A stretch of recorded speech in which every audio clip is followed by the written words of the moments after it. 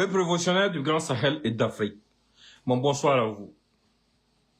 Au tout début, quand nous avons commencé à vous dire clairement que certaines personnes sont des collabos des terroristes, certaines personnes travaillent pour les terroristes contre notre nation et contre nos armées, beaucoup de gens ne croyaient pas.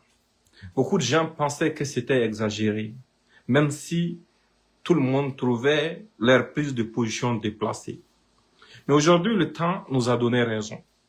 Le temps nous a démontré par A plus B que ces gens travaillent contre nos nations, travaillent contre nos armées, travaillent contre nos VDP, travaillent pour des intérêts étrangers, pour aider à continuer à nous maintenir dans une situation de dominé permanent.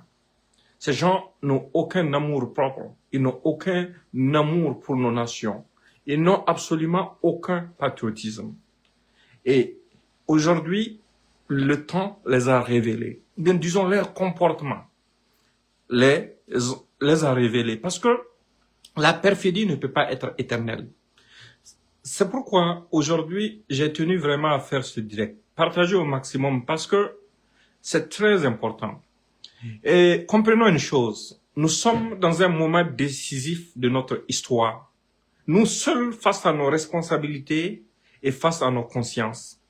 Et nous sommes face à l'obligation de nous réveiller et de demeurer solidaires pour pouvoir endiguer ce mal.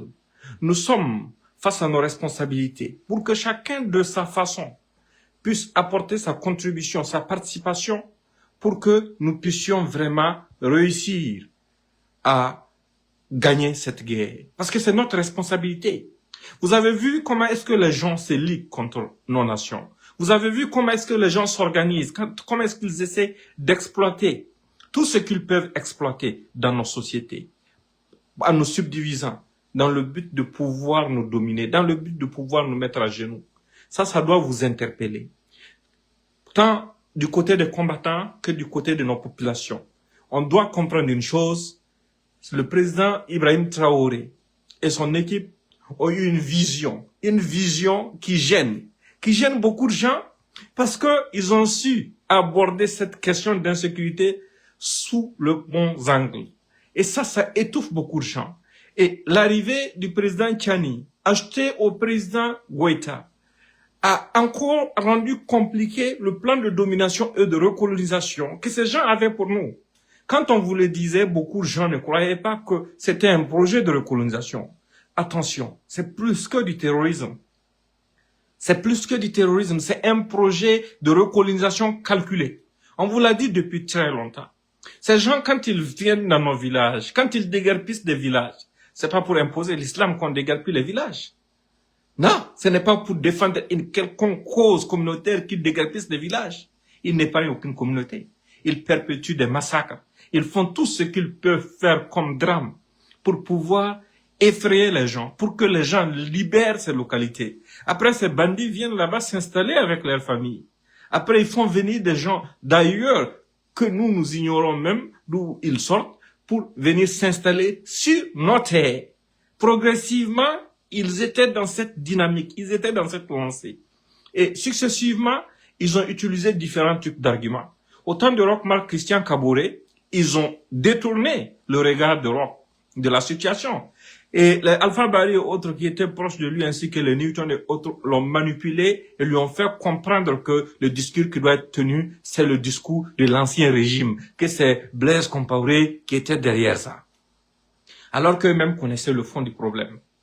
Parce que ce sont eux qui ont servi de tremplin, de négociateurs pour pouvoir libérer des terroristes et les financer afin d'organiser des élections de 2020. Et ce sont eux qui ont aidé à affaiblir notre armée à cette époque. Et après cette période, quand la période de Damiba est arrivée, la même manipulation s'est poursuivie. Ils ont même réussi à convaincre Damiba de démanteler les VDP. Ils ont même réussi à convaincre Damiba de permettre à ce que les véhicules partent vers Djibo pour fournir la nourriture aux Burkinabés de Djibo, mais sans militaires, sans convoi. Mais c'est inacceptable. Notre pays, dans notre nation, Des gens vont venir vous dire que non, en fait, ce n'est pas amener la nourriture dans telle localité qui est le problème. Les gens là veulent juste pas de convoi, ils veulent pas de militaires. Et les Damiba étaient d'accord avec ça. Ils étaient d'accord avec ça. Donc, c'est toutes ces situations qui ont amené des jeunes officiers à prendre les responsabilités parce qu'ils ont compris que ces gens étaient en train de nous conduire dans le chaos parce qu'ils étaient manipulés par des gens qui étaient derrière toute cette instabilité. Aujourd'hui, le temps nous a donné raison. Des gens qui n'ont jamais félicité nos forces de défense et de sécurité.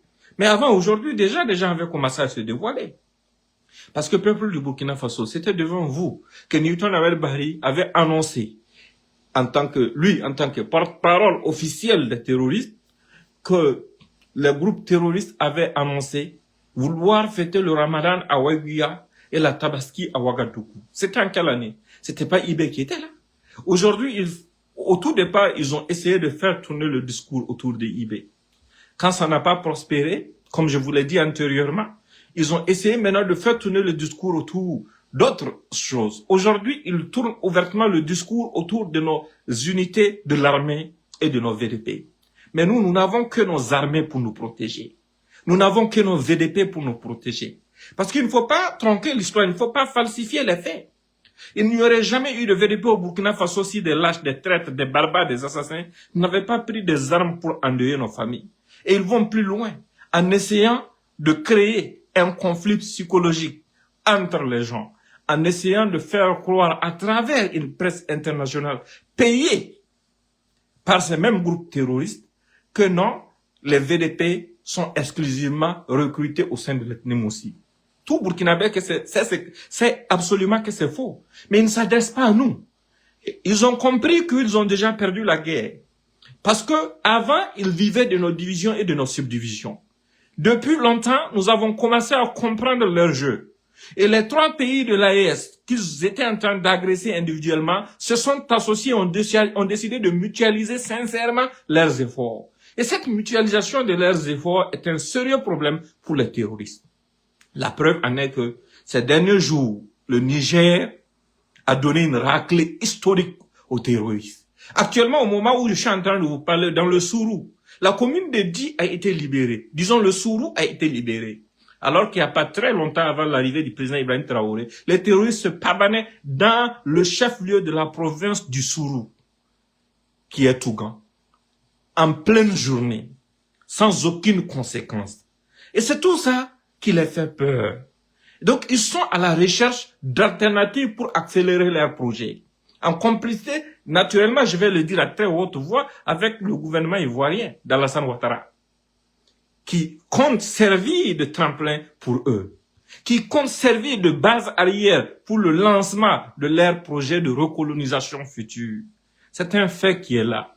Quand, depuis longtemps, les Wassim Nasser et autres disaient que les terroristes étaient en train de recruter en Côte d'Ivoire, ils ne savaient pas c'était pour faire quoi, mais c'est le même projet. Mais aujourd'hui, des gens qui ont dirigé des institutions de notre pays, telles que la CENI, des gens comme Newton Ahmed Bari, sortent publiquement pour vous dire à très haute voix que les terroristes sont plus humains que nos braves combattants. Ceux qui laissent leur famille derrière, qui partent donner leur poitrine, verser leur sang pour pouvoir amener de la nourriture à d'autres Burkinabés. Des gens qui laissent leurs enfants, qui laissent tout derrière eux, qui vont s'installer dans des zones pour assurer la sécurité des populations. C'est là, à ce niveau, que maintenant, chacun doit prendre conscience parce que le jeu est clair. Le jeu est clair. Ils sont en train de vouloir préparer le toilettage de leurs terroristes. Ils ont essayé le système terroriste, ça n'a pas fonctionné. Ils vont essayer de faire évoluer ça vers quelque chose qu'ils vont appeler une rébellion. Mais depuis longtemps, ils nous avaient déjà prévenus. Ils évitent d'appeler les terroristes terroristes. Ils les appellent des militants. Maintenant, ils vont qualifier ça progressivement d'insurrection. Mais c'est cette lâcheté-là qui me fait rire.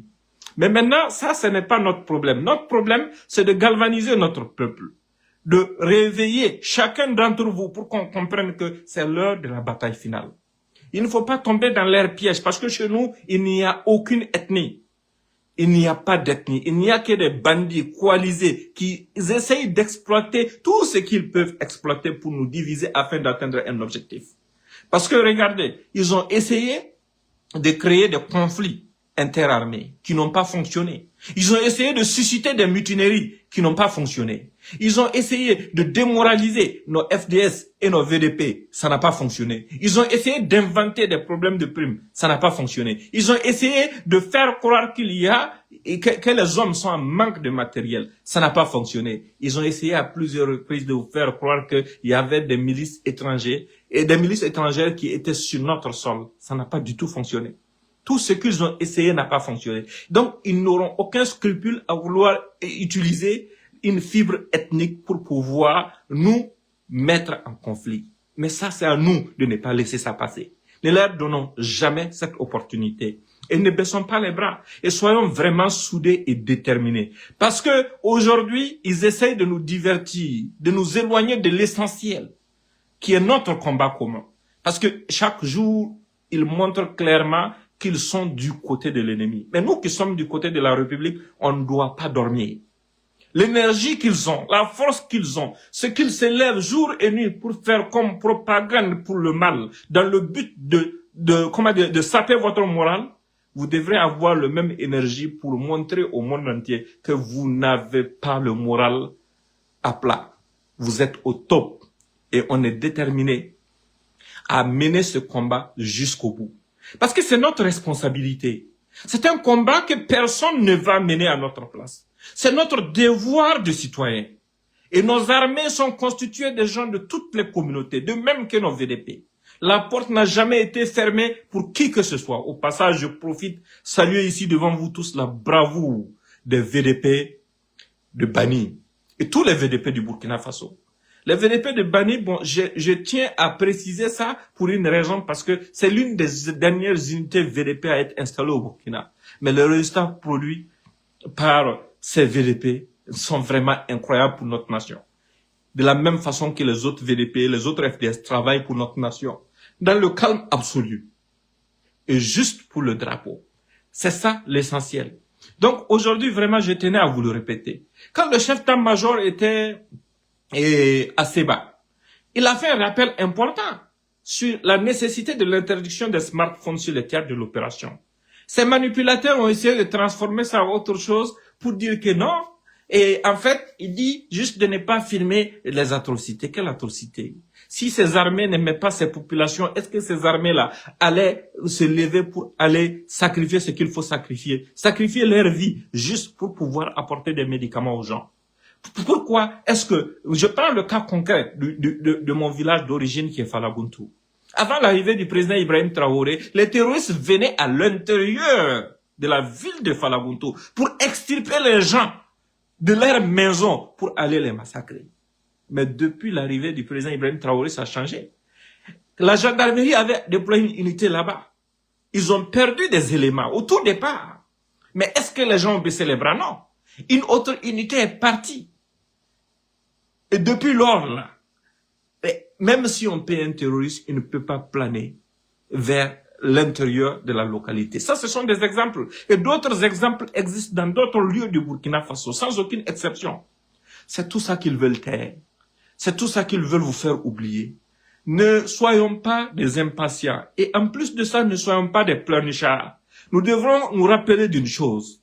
Nous sommes face à un phénomène, face à une situation qui nous a été imposée, et c'est notre responsabilité à nous de l'affronter. Vous voyez la presse française qui, jour et nuit, essaye d'accentuer les tensions. Elle ne s'adresse pas à nous, parce qu'elle sait que notre peuple, le peuple de l'AES, a compris la perfidie. Et nous n'allons pas l'écouter, mais elle s'adresse aux gens d'autres pays.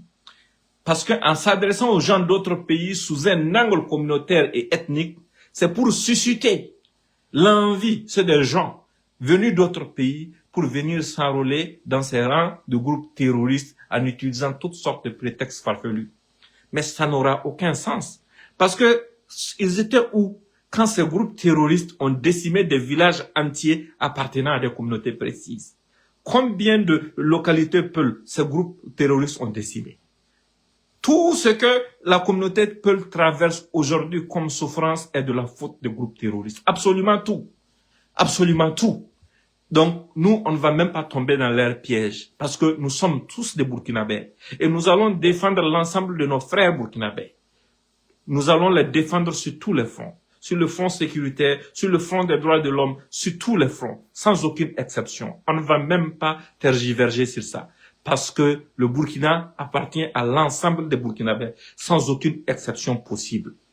Mais on ne va pas se laisser manipuler par des gens qui ont soif de nous voir à genoux, qui ont mal parce qu'on leur a dit non.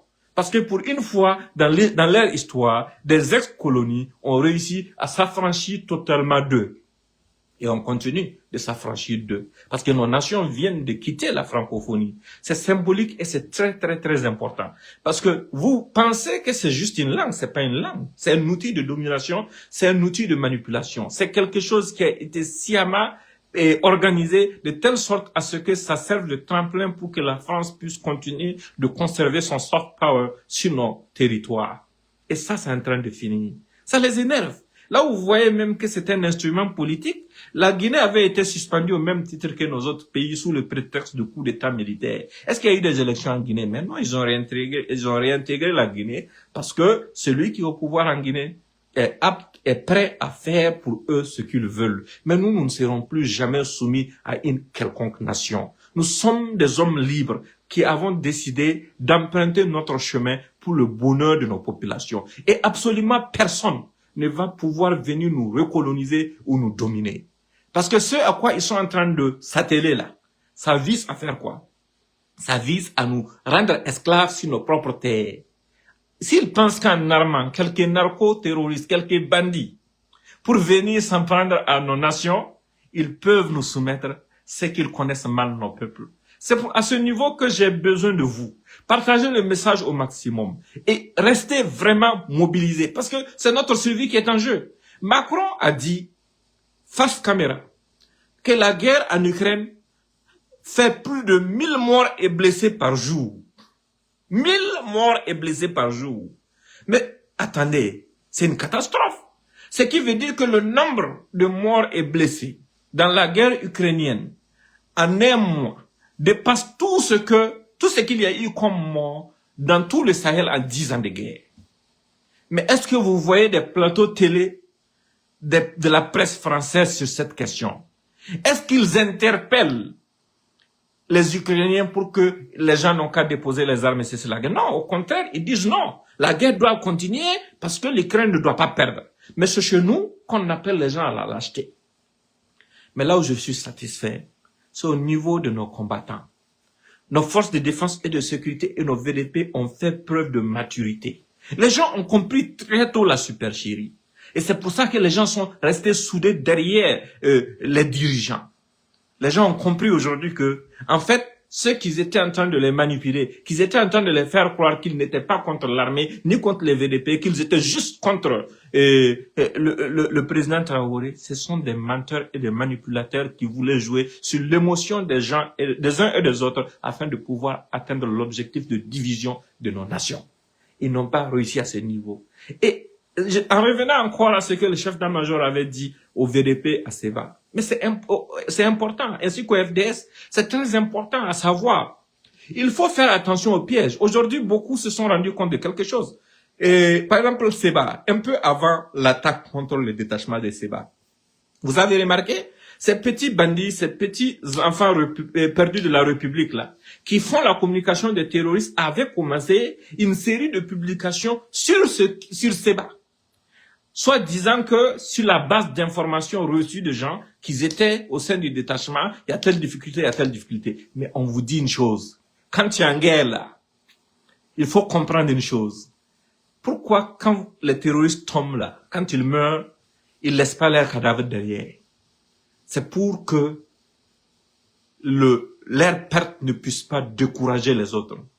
Pourquoi, malgré le fait que nos drones ne les laissent pas, ils continuent de pouvoir mobiliser des gens et de venir? Réfléchissez un peu à ça. Est-ce qu'ils pleurnichent autour de ce sujet? Mais en pleurnichant, en balançant ce genre d'informations à ce genre d'individus, peut-être que vous étiez en train d'envoyer ça directement aux terroristes. Aujourd'hui, vous êtes rendu compte que ces gens-là sont clairement du côté des terroristes et travaillent avec les terroristes. Ils travaillent pour les terroristes. Et c'est quelque temps après tout ça, dans la période où ils étaient en train de balancer ce genre d'informations sur Seba, qu'il y a eu l'attaque contre les détachements de Seba. Ça sous-entend quoi? Ça sous-entend que vous avez invité l'ennemi à l'attaque sans vous rendre compte. Parce que dire à l'ennemi que nous sommes en position de faiblesse ou que nous sommes un peu démoralisés par rapport à une situation, c'est lui dire, c'est le moment propice pour s'en prendre à nous, pour t'en prendre à nous. C'est ça le grand danger. Et c'est autour de cette question que le ministre de la Défense a été clair. Il a dit, et pas le ministre de la Défense, le chef d'état-major des armées a été clair, il a dit les smartphones sont interdits. Parce que ça y va de la sécurité de vous-même, vos détachements. Aujourd'hui, vous avez compris, on ne peut pas se fier à quelqu'un. Nous sommes en guerre. Les terroristes ont recruté beaucoup de gens qui ne vivent que pour leur ventre.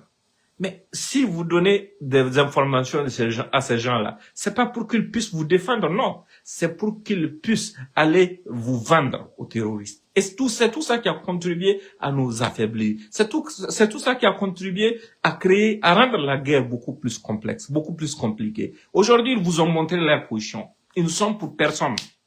Parce que les mêmes gens qui étaient hier en train de discriminer une communauté, qui même menaçaient une communauté, au Burkina Faso sortent aujourd'hui pour dire qu'ils défendent cette communauté. Mais attention, nous sommes en guerre.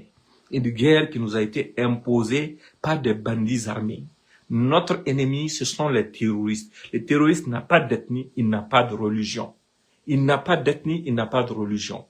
Ils ont participé, ils ont organisé des massacres dans des églises, dans des mosquées. Ils ont organisé des massacres dans des villages Moussi, dans des villages Peul, dans des villages Hausa, dans des villages Songwe, dans des villages Bambara, dans les villages Gurunsi. Ils ont organisé des massacres partout. Parce qu'ils sont au service de ceux qui veulent nous soumettre, de ceux qui pensent que nous ne sommes pas dignes d'être des hommes libres. Ça, c'est ce que vous devrez savoir. Notre responsabilité n'est pas d'attiser une quelconque haine. Notre responsabilité, c'est de passer le message aux uns aux autres et de dire qu'on doit rester soudés. On doit rester soudés et déterminés. Et on doit être prêt à n'importe quel moment à nous engager avec fougue pour pouvoir défendre notre nation. Si demain matin le besoin se fait sentir et que la nation nous fait appel à nous tous, même nous de la diaspora, on doit être prêt à faire nos bagages et puis rentrer pour faire face à ce qu'il y a. Mais en attendant, nous avons déjà des braves qui se battent comme il se doit. Ce qu'on leur doit, c'est de laver leur honneur. C'est d'être là, d'être leur porte-voix et de défendre leur honneur jour et nuit. Il ne faut jamais laisser l'opportunité à des petits délinquants de salir l'image de ceux qui sont en train de sacrifier leur vie pour la survie de nos nations. Ça, c'est très important à savoir. C'est à ce niveau qu'on ne doit même pas être un peu paresseux. Au passage aussi, je vais vous rappeler quelque chose. Aujourd'hui, je vous l'ai dit et je vous le redis. Ne vous laissez pas distraire par des choses insensées. Ce qui compte pour nous, c'est notre survie, la survie de nos nations. C'est la priorité absolue. Et c'est dans ça, dans cette bataille, dans ce combat, que notre peuple est engagé et de façon stratégique. Et c'est cette stratégie-là qui les effraie. Ils savent très bien que la stratégie est la bonne. Ils savent très bien que nous sommes en train de nous diriger vers la victoire finale. Au passage, il faut dire aussi, ne tombons pas dans le piège des fanatiques. Par exemple, prends le cas du Togo. Le président Faure Gnassingbé, il peut avoir des problèmes avec son opposition interne. Ça, c'est un problème interne au Togo. Mais le Togo est un ami du Burkina et du Mali et du Niger. Parce que dans les moments les plus critiques, les moments les plus difficiles, ce Togo nous a aidés. Ce Togo nous a soutenus. Ce Togo nous a ouvert ses frontières quand toute la CEDEAO avait fait le choix de fermer ses frontières. Nous lui devons reconnaissance. Nos opinions personnelles ou bien les opinions des opposants internes du pays, ça c'est une autre histoire. Mais il faut reconnaître aussi, et comment dirais-je, les bienfaits des uns et des autres. Parce que les gens veulent toujours nous diviser et nous subdiviser afin de nous isoler. Il ne faut pas donner cette opportunité. Le Togo est un pays ami, le Ghana est un pays ami. Ça, c'est sans débat. Aujourd'hui, nous sommes dans une dynamique et tous ceux qui nous soutiennent, nous leur sommes reconnaissants. Nous les remercions profondément. Mais nous, notre peuple, la grande bataille, le grand rôle nous revient dans ça. Ne somnolons pas. Si ceux qui nous veulent du mal, ceux qui dénigrent nos soldats, ceux qui dénigrent nos VDP, ceux qui ne reconnaissent même pas la bravoure de ceux qui ont laissé des veuves et des orphelins derrière eux. Mais si ces gens-là ne se fatiguent pas, pourquoi vous allez vous fatiguer? Pourquoi? Nous sommes plus nombreux qu'eux, c'est nous la patrie, c'est nous le peuple. Parce que c'est nous qui sommes derrière notre drapeau. C'est nous qui croyons fermement à la bonne foi et à la bonne volonté de nos FDS et de nos VDP. Il faut qu'on reste soudés et qu'on leur montre cet amour. Il faut qu'on les galvanise jour et nuit. Il faut faire tout ce qu'il faut faire pour que nos hommes puissent vraiment se sentir soutenus par notre peuple. Ça, c'est très important. Et il faut aussi que les hommes sur le terrain comprennent une chose. Les quelques aboiements des enfants perdus de la République ne représentent absolument rien du tout. Nous sommes une nation et nous sommes déterminés à rester derrière ceux qui défendent notre dignité avec courage et abnégation. C'était le message que j'avais pour vous aujourd'hui. Merci infiniment et je compte sur vous pour le maximum de partage. Portez-vous bien et bonne soirée.